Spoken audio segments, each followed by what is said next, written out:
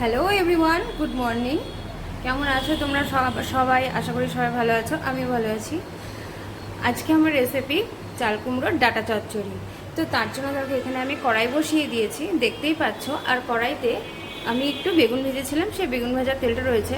তো ওইটুকু তেলে তো হবে না, যেহেতু আমি সবজি দিয়ে চাল কুমড়োর ডাটা চচ্চড়ি করবো, সেই জন্য তো আমি কড়াইতে দিয়ে দেবো আরেকটু তেল।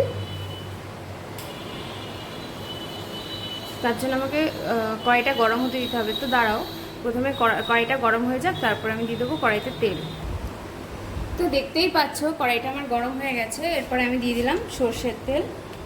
আর দেবো না, এবার তেলটাকে একটু গরম হতে দিতে হবে।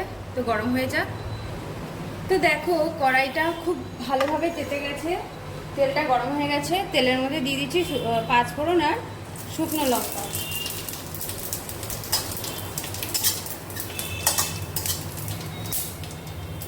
ফোড়নটা আমার ভাজা হয়ে গেছে, দিয়ে দিচ্ছি সবজিতে আছে কাঁঠালের দানা, বেগুন আর হচ্ছে আলু।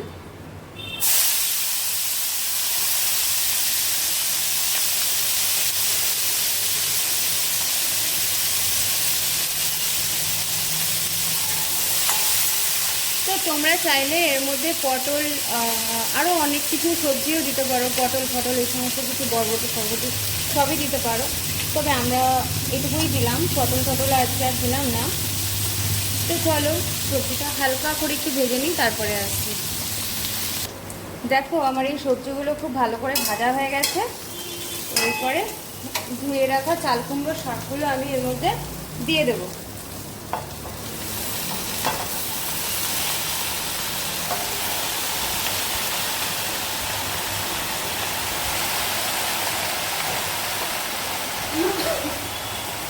এইবারে আমি এরই মধ্যে একসঙ্গে লবণ আর হলুদটাও দিয়ে দেবো, পরিমাণ মতন লবণ।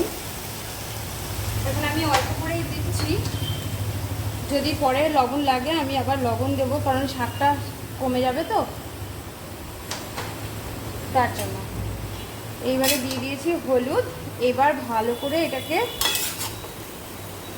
মিশিয়ে নিয়ে, লবণ আর হলুদটার সঙ্গে ভালো করে মিশিয়ে নিয়ে আমি গ্যাসের ফ্লেমটা হাইতে রেখেই এই শাকগুলোকে সেদ্ধ হতে দেব, কারণ শাকের থেকে প্রচুর জল বেরোবে, সেই জন্য।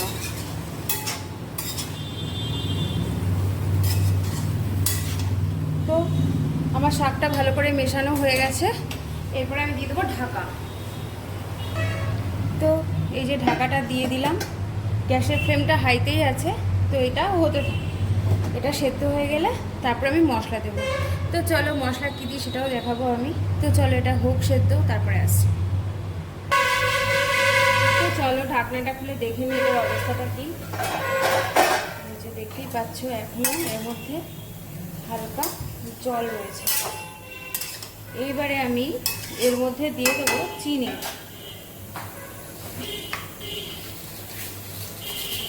যেহেতু শাক, সেহেতু আমি একটু চিনিটা বেশি করেই দিচ্ছি। এই যে আর একটুখানি দিলাম, শাকটা একটু মিষ্টি মিষ্টি না হলে ভালো লাগে না। তো এবার চিনিটাকে এর মধ্যে ভালো করে মিশিয়ে নেব। তো চলো একটু মিশিয়ে নিই। তো এই যে শাকটা আমার হয়ে গেছে। এরপরে দিয়ে দিচ্ছি সর্ষে আর পোস্ত বাটা।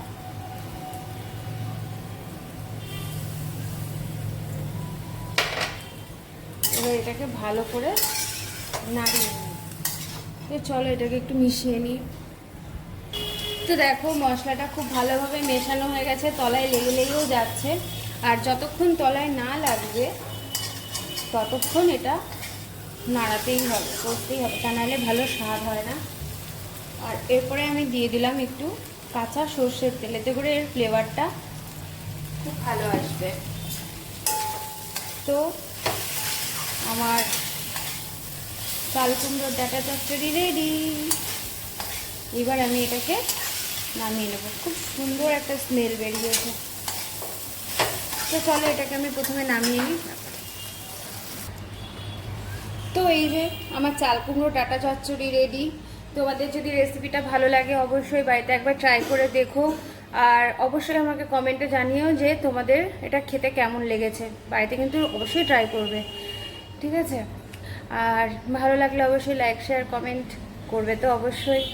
আর আমার ভিডিওগুলো কে কোথা থেকে দেখছো অবশ্যই আমাকে কমেন্টে জানিও। আর আবার ফেসবুক থেকে দেখলে, ফেসবুক থেকে আমার ভিডিওগুলো দেখলে আমার চ্যানেলটাকে ফলো করে দিও। যারা ইউটিউব থেকে দেখবে আমার চ্যানেলটাকে প্লিজ সাবস্ক্রাইব করে দিও। তো আজকের মতন টাটা।